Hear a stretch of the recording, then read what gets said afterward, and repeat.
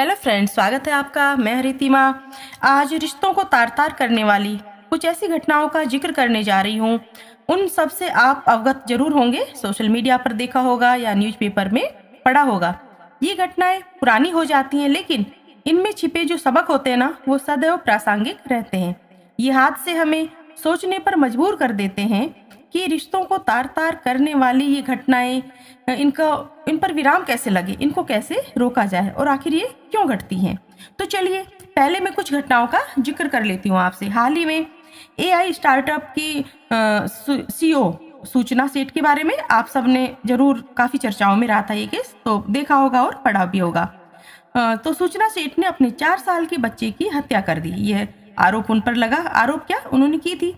इस घटना ने हर किसी को झकझोर कर रख दिया था कि आखिर किस तरीके से पति पत्नी के बीच बढ़ा तनाव इस कदर बढ़ गया कि एक मां ने अपने ही पुत्र की, अपने ही बेटे को मार डाला, कत्ल कर दिया उसका। बहुत ही कहना चाहिए दिल को झकझोर देने वाली ये घटना थी। ऐसा ही दिल्ली में श्रद्धा हत्याकांड को आप भूले नहीं होंगे, जिसने पूरे समाज को हिलाकर रख दिया था। फिर दिल्ली से ही एक और ऐसा ही मामला सामने आया था, निक्की यादव का। निक्की यादव की हत्या भी उसी के लिव इन पार्टनर ने की थी। इन घटनाओं ने समाज में जो बढ़ रहे हैं ना लिव इन कल्चर पर सवालिया निशान खड़ा कर दिया है कि आखिर हमारा समाज किस ओर जा रहा है, ये हो क्या रहा है। विवाह के बाद बने नाजायज संबंध भी ऐसी घटनाओं के कारण बन रहे हैं, जो अक्सर हम सुनते और पढ़ते हैं। अभी हाल ही में उत्तर प्रदेश में आप लोगों ने खूब सुना होगा, अभी भी चर्चाओं में है ये। मेरठ में सौरभ राजपूत की हत्या उसकी पत्नी मुस्कान ने अपने प्रेमी के साथ मिलकर कर दी। मुस्कान और उसके प्रेमी ने इतनी क्रूरता के साथ इस हत्या को अंजाम दिया कि सुनकर ही रोंगटे खड़े हो जाते हैं। आए दिन ऐसे सैकड़ों केस आपको देखने और सुनने को मिलेंगे। अभी जयपुर में भी ऐसी घटना हुई थी, जहां नाजायज संबंधों को लेकर पत्नी ने प्रेमी के साथ मिलकर अपने पति को हत्या करवा दी थी। तो अक्सर आप सुनने को मिल जाती है ये घटनाएं, जो बहुत ही कहना चाहिए विचलित कर देती हैं।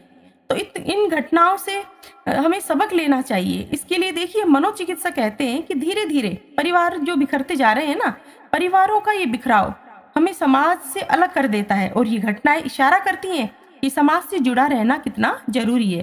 तो पहला पॉइंट तो देखिए यही है कि हमें समाज से जुड़ के रहना चाहिए। पहले कितना प्रेम व्यवहार रहता था, सब एक दूसरे को जानते करते थे, और आजकल तो माहौल ही एकदम से बदल गया है। इन घटनाओं से हमें यह भी सबक लेना चाहिए कि लोगों के संपर्क में रहें, तभी किसी व्यक्ति की अच्छाइयों या बुराइयों से आपको आप परिचित हो पाएंगे, आपको पता लग पाएगा कि कोई इंसान कैसा है।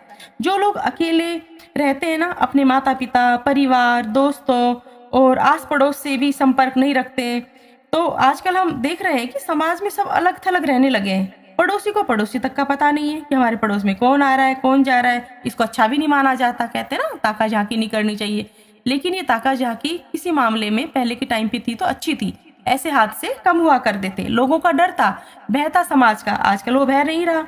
लेकिन अगर आपको कोई परेशानी हो तो उसे चलिए समाज से ना शेयर करें, ना कीजिए, लेकिन अपने माता पिता से जरूर शेयर करनी चाहिए। जो आजकल के बच्चे लिव इन वगैरह में रहते हैं ना, उनको अपने परिवार से अपने रिश्तों के बारे में बता देना चाहिए। रिश्तों में अपने दोस्तों और परिवार को समय जरूर दें। वैवाहिक जीवन की पवित्रता को बनाए रखना भी बहुत जरूरी है। पति पत्नी के रिश्ते जो होते हैं ना, वो एक दूसरे के लिए सम्मान, प्यार, विश्वास उनका होना बहुत जरूरी है, और उसी विश्वास और प्यार सम्मान पर ये रिश्ते टिके रहते हैं, और जो कहना चाहिए दाम्पत्य जीवन की मिठास बनी रहती है।